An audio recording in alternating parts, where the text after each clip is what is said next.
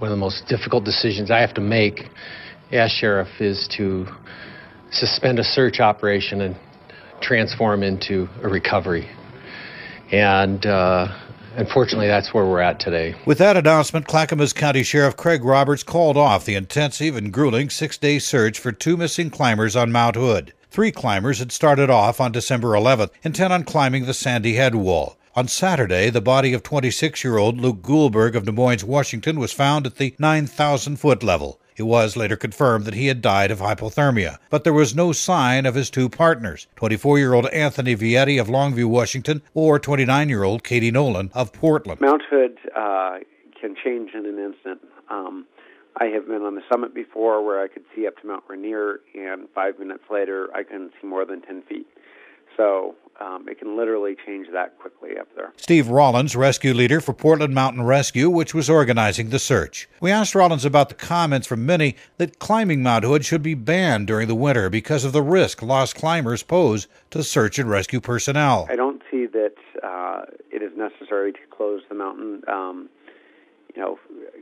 Climbing a mountain and climbing Mount Hood, given the right equipment and experience and conditions, can be just as safe, if not safer, than many other pastimes. The challenge with climbing in the winter, of course, is that if something does go wrong, if you don't have a good solid weather window, we may be presented with a situation like we were this time, where avalanche and weather conspire against our rescue effort. Mount Hood is a deceptive mountain. Because it's so close to the city, people might have a tendency to think that it's safer than it really is. But it's a large piece of real estate, and it can be treacherous. Mount Hood is really a world of instant wilderness.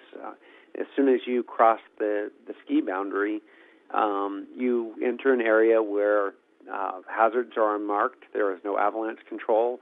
There are crevasses, and there are dangers. And it can literally be as simple as ducking a ski rope to take you from an area where it is very safe and controlled to an area that is not controlled and where hazards are not marked, and you can get in over your head very quickly. Rollins says Portland Mountain Rescue does not charge for conducting a search, nor will they ever. I have people that say, I don't care if those climbers want to climb the mountain, but what I care about is they put the rescuers' lives in danger.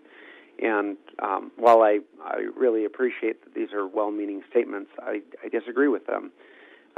This is a volunteer effort.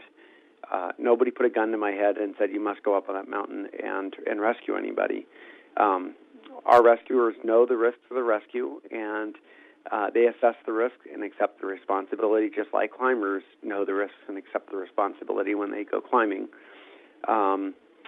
So with regard to charging for people, the search and rescue community nationally opposes charging for rescue. The main reason, Rollins says, is that if people think they will be billed for a rescue, they may delay calling for help until it's too late. And to those that feel that climbers should be required to carry beacons to aid searchers, Rollins says that could make matters worse. We're strongly encourage people to consider taking beacons. There are a variety of beacons and technologies that can be used.